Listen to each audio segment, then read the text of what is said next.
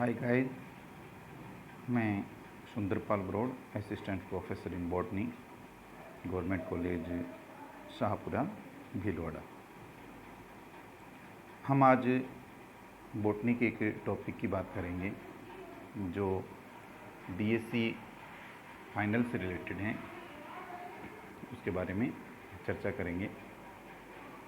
Biotechnology का एक topic है, जैसे आपकी स्क्रीन पे आ रहा है, plant tissue culture and their techniques, यानी पादप उत्तक संवर्धन और उसकी तकनीकें। तो जहाँ पर पादप उत्तक संवर्धन है, ये एक ऐसा संवर्धन है जिसमें हम बायोटेक्नोलॉजी का उपयोग करते हुए कुछ अच्छे प्रकार के जो हैं प्रोडक्ट ले सकते हैं। तो इसमें बायोटेक्नोलॉजी जो है उसका अहम योगदान है। प्लांट टिश्यू कल्चर कैसे करते हैं, प्लांट टिश्यू कल्चर के अंदर किस प्रकार की तकनीक काम में आएंगी, कौन कौन सी इसमें जो अन्य जो हैं जो प्रॉब्लम्स आती हैं उनका सॉल्यूशन कैसे कर सकते हैं, इसके बारे में हम चर्चा करेंगे। आपकी स्क्रीन पे जो नेक्स्ट दिखाई दे रहा है कि what is plant tissue culture, कि वास्तव में जो है प्लांट टिश्यू कल्चर क्या है। What is plant tissue culture क्या है?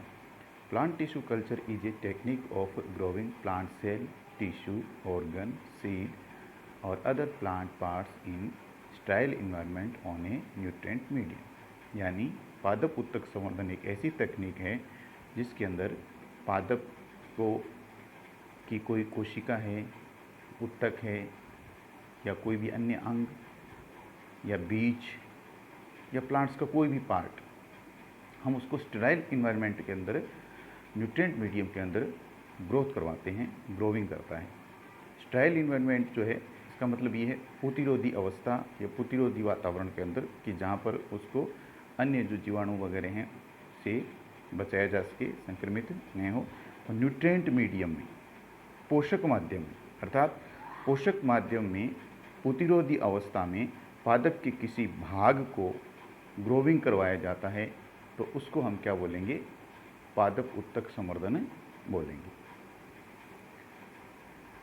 तो ये जो टेक्निक है उसके अंदर सामान्यतः क्या काम में लिया जाता है? कोशिका, उत्तक और विभिन्न प्रकार के अंग, बीज, इनको काम में लिया जाता है। ये जो टेक्निक है, इसकी आगे चर्चा करने से पहले इसकी हिस्ट्री की बात करते हैं। तो पादप उत्तक संवर्धन की जो हिस्ट्री है उसकी हम शुरुआत करते हैं 1902 से, यानी कि 1902 से। जैसे हम उस समय टोटिपोटेंसी एक सेल थी, टोटिपोटेंसी सेल के बारे में सबसे पहले जो है आइडिया दिया था हेबरलैंड नामक वैज्ञानिक ने। टोटिपोटेंसी सेल है, उसके बारे में आइडिया दिया था हेबरलैंड ने। हेबरलैंड ने कहा कि एक पादप के अंदर एक कोशिकाएं पाई जाती है जो विशेष प्रकार की कोशिका होती है, उसको हम टोटिपोटेंसी कहते हैं। टोटिपोटेंसी सेल किसे कहते हैं, इसके बारे में हम आगे जो स्लाइडें आएंगी उनमें चर्चा करेंगे। 1937 के अंदर वाइट नामक वैज्ञानिक ने सबसे पहले successful root culture of tomato किया था। वाइट नामक वैज्ञानिक ने सफलतापूर्वक जड़ का संवर्धन किया था। किसकी जड़ का? टमाटर की जड़ का सफलतापूर्वक संवर्धन किया था। 1941 में van Overbeek used coconut milk for growth and development of young Datura embryo. यानी 1941 के अंदर जो वोनोब्रिक हैं, उन्होंने तरल माध्यम लिया था, नारियल पानी, उस नारियल पानी के अंदर ग्रोथ और डेवलपमेंट करवाया था धतूरे के एम्ब्रियो का।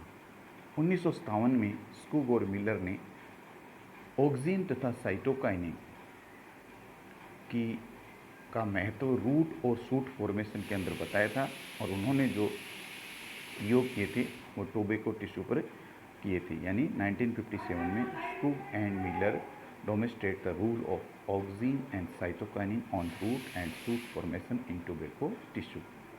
1962 में मुसिगे and Skoog introduce the medium for tobacco culture. MS media जिसको बोलते हैं ना, वो इंट्रोड्यूस किया था उन्होंने MS मीडिया का निर्माण किया था, किसके लिए? टोबैको कल्चर के लिए।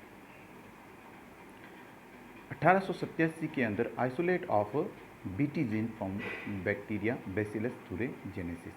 बेसिलस थुरेजेनेसिस एक बैक्टीरिया होता है, उसके अंदर एक जीन पाई जाती है, उसका पृथक्करण किया और उस जीन का नाम दिया गया बीटी जीन, यानी कि बीटी का मतलब होता है बेसिलस थुरेजेनेसिस। जो जीन थी वो जो बीटी कॉटन है उसके निर्माण में काम आती है। हम यदि फंडामेंटल प्रिंसिपल्स की बात करें, पीटीसी के जो फंडामेंटल प्रिंसिपल्स हैं यानी कि प्लांट टिश्यू कल्चर पीटीसी, वो क्या हैं? एक तो जैसे शुरू में मैंने बताया था टोटीपोटेंसी। टोटीपोटेंसी क्या चीज़ होती है? It is a ability of the plant cell to regenerate into a whole plant. यानी टोटीपोटेंसी एक एबिलिटी है कोशिका की, एक इस प्रकार की कोशिका जो पूरे प्लांट का निर्माण कर दे, इस प्रकार की कोशिका को टोटीपोटेंसी सेल कहते हैं। एक इसमें वर्ड आता है प्लास्टिसिटी। प्लास्टिसिटी क्या होती है? It is the ability of plant to alter their metabolism, growth and development to best suit their environment. एक इसमें टर्म आती है, इंपॉर्टेंट टर्म है एक्सप्लांट। एक्सप्लांट क्या होता है? हम पादप उत्तक संवर्धन के अंदर शुरुआत में हम बात कर रहे थे कि पादप उत्तक संवर्धन के अंदर हम पादप के किसी भाग को लेते हैं। फॉर एग्जांपल जैसे हमने लीफ ले ली या स्टेम ले लिया, रूट ले लिया, पीटियोल, कोई भी जो भाग लेते हैं, तो पादप उत्तक संवर्धन में जिस पादप के जिस भाग को हम काम में लेते हैं उस भाग को हम क्या बोलते हैं? एक्सप्लांट बोलते हैं, हिंदी में जिसको कर्तोत्तक बोलते हैं। तो हम इसकी परिभाषा ऐसे लिखेंगे, plant tissue culture are generally initiated from multicellular tissue fragments called explants obtained from living plant. जीवित पादप से प्राप्त किया जाएगा। एक्सप्लांट में originate from a wide range of plant tissue, जैसे एग्जांपल फॉर लीफ है, स्टेम है, रूट हैं, पीटियोल हैं, हाइपोकोटाइल हैं, कोटिलीडोन हैं, एम्ब्रियो हैं या मेरिस्टेम, हम ज्योतक से भी इसको ले सकते हैं। सिलेक्शन ऑफ एक्सप्लांट, हम एक्सप्लांट तो बता दिया कि एक्सप्लांट ये चीज़ें एक्सप्लांट के रूप में हम काम में ले सकते हैं, लेकिन एक्सप्लांट का सिलेक्शन जो हम किस प्रकार करते हैं? The explant is selected, it is either haploid और डिप्लॉइड एक्सप्लांट, यानी कि हम एक्सप्लांट डिप्लॉइड या हैप्लॉइड में से ले सकते हैं। The plant grow can be achieve in 2 ways, कैसे? 2 प्रकार से अचीव करते हैं। Shoots directly by appropriated media and by somatic embryogenesis. Sterilisation, sterilisation हमने शुरुआत में किया था पूतिरोधी अवस्था। स्टेलाइजेशन क्या होती है? पूतिरोधी अवस्था ही स्टेलाइजेशन कंडीशन या एनवायरनमेंट जो होता है उसके अंदर प्लांट टिश्यू कल्चर करते हैं। उसके अंदर क्या है कि जो स्टेलाइजेशन मेथड हैं वो टिश्यू के अंदर अलग अलग प्रकार के काम में आ जाते हैं। तो हम इसको ये बोल सकते हैं कि कल्चर जो लेबोरेटरी है उसके अंदर सभी प्रकार के जो मटेरियल हैं उन सभी को स्टेलाइजेशन करना, उनका स्टेलाइज करना बहुत ज़रूरी है, क्योंकि यदि उनको स्टेलाइज नहीं करेंगे तो विभिन्न प्रकार के जो माइक्रोब्स हैं वो उन पर अटैक करते हैं और फिर जो हमारा जो उत्तक संवर्धन तकनीक के अंदर जो हम जो अंतिम रिजल्ट तक पहुंचना चाहते हैं उसको भी वो प्रभावित करते हैं, अर्थात स्टेलाइजेशन जरूरी है। तो इसके लिए हम क्या करते हैं? ऑल दो मटेरियल, जैसे हम vessels, instrument, medium, plant material आदि जो हैं use in culture work must be freed from microbes, यानी जो भी पादप उत्तक संवर्धन के अंदर जो भी कार्य करते समय जो इंस्ट्रूमेंट या प्लांट्स के पार्ट जो भी काम में आ रहे हैं उसको प्रतिरोधी करना या जीवाणु रहित करना स्टेलाइजेशन कहलाता है। स्टेलाइजेशन जो तकनीक है वो कैसे काम में लेते हैं, कौन कौन सी टेक्निक हैं, इसकी यदि हम चर्चा करें तो sterilisation is achieved by one of the flowing approach. इसमें से कोई भी तकनीक हम इसके लिए काम में ले सकते हैं। जैसे हम ड्राई हीट ट्रीटमेंट ले सकते हैं, यानी कि शुष्क ताप उपचार कर सकते हैं। फ्लेम स्टेलाइजेशन कर सकते हैं, फ्लेम से भी स्टेलाइजेशन हो सकता है, ज्वाला से भी। ऑटोक्लेविंग हो सकती है, प्रयोगशाला में एक उपकरण होता है जिसके द्वारा, जिसको ऑटोक्लेव कहते हैं। ऑटोक्लेव उपकरण जो है वो बायोटेक्नोलॉजी से रिलेटेड हैं और उनके द्वारा भी हम इसको स्टेलाइजेशन किया जा सकता है। Whipping with 70% ethanol. एथेनॉल जो होता है वो वायरस को, जीवाणुओं को जो है उसको, बैक्टीरिया और वायरस को ख़त्म कर देता है, इसलिए 70% जो विलियन है एथेनॉल का, उसको हम यूज़ कर सकते हैं स्टेलाइजेशन के अंदर। एंड सरफेस स्टेलाइजेशन, सरफेस जो स्टेलाइजेशन है वो भी इस तकनीक के अंदर हम काम में ले सकते हैं। तो ये 6 प्रकार की तकनीक है, जिनमें से किसी भी तकनीक को हम काम में ले करके और जो भी चीज़ काम में ले रहे हैं उसको हम स्टेलाइजेशन कर सकते हैं।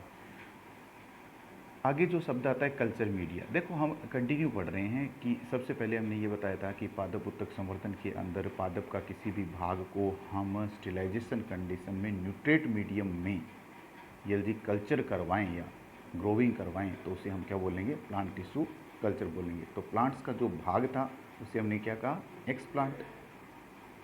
और एक जो इन्वायरमेंट है, स्टेलाइज इन्वायरमेंट, तो उसके बारे में हमने चर्चा कर ली। और फिर हमने बात किया था कि न्यूट्रेट मीडियम में उसको, कल्चर मीडिया जो है न्यूट्रेट कल्चर मीडिया में उसको हमें ग्रो करवाते हैं। तो हम कल्चर मीडिया पर आ रहे हैं। तो कल्चर मीडिया क्या होता है, explant are then usually placed on the surface of a solid culture media but are sometimes placed directly into a liquid media when cell suspension culture are desired। यानी कि जो हम कल्चर मीडिया जिसके अंदर हम प्लांट को growth करवा रहे हैं वो माध्यम किस प्रकार का ले रहे हैं। प्लांट को जब हम ग्रोथ करवा रहे हैं तो यदि वो माध्यम हम सामान्यतः ठोस ही लेते हैं, यानी कि सॉलिड मीडिया लेते हैं, लेकिन कई बार हम तरल माध्यम का भी यूज़ कर सकते हैं। तो 2 प्रकार के मुख्य रूप से जो मीडिया हैं उसको हम काम में ले सकते हैं। जो माध्यम हमने काम में लिया है, जिसके ऊपर हम एक्सप्लांट रख रहे हैं या जिसकी ग्रोथ करवा रहे हैं, यदि वो सॉलिड है तो उसको हम बोल देंगे सॉलिड कल्चर मीडिया। और उसको यदि तरल में हम डाल रहे हैं तो उसको हम क्या बोल देंगे, तरल मीडिया, या जिसको बोल सकते हैं हमें सेल सस्पेंशन या कोशिका निलंबन संवर्धन, जिसको हिंदी में बोलते हैं। Culture media are generally composed of, अब कल्चर मीडिया बना किसका होता है, उसके अंदर एक तो होता है इनऑर्गेनिक साल्ट्स, यानी कि जो अकार्बनिक लवण, plus a few organic nutrients, कुछ कार्बनिक पोषक तत्व भी उसमें होते हैं, विटामिन्स होते हैं विभिन्न प्रकार के जो प्लांट्स को चाहिए। और प्लांट्स हार्मोन होते हैं, उसमें हम हार्मोन भी डाल सकते हैं, जैसे मान लो ऑक्सीन है और साइटोकाइनिन है, इसको हम काम में ले सकते हैं। कल्चर मीडिया को बनाने के लिए इसके अंदर ये चीज़ें अति आवश्यक हैं। Major type of media, type जो किस प्रकार के मीडिया हो सकते हैं, जैसे हम बात करें वाइट्स मीडियम, यानी कि वाइट का जो कल्चर मीडिया है वो is one of the earliest plant tissue culture media, ये पहले का है, पुराना है।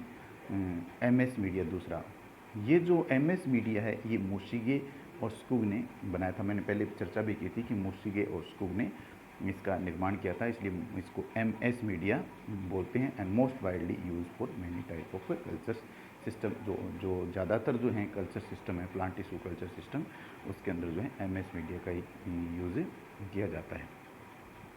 B5 मीडिया भी है, N6 मीडिया भी हैं, जिनका अलग अलग यूज़ किया जाता है, लेकिन ज़्यादातर जो है MS मीडिया का यूज़ किया जाता है।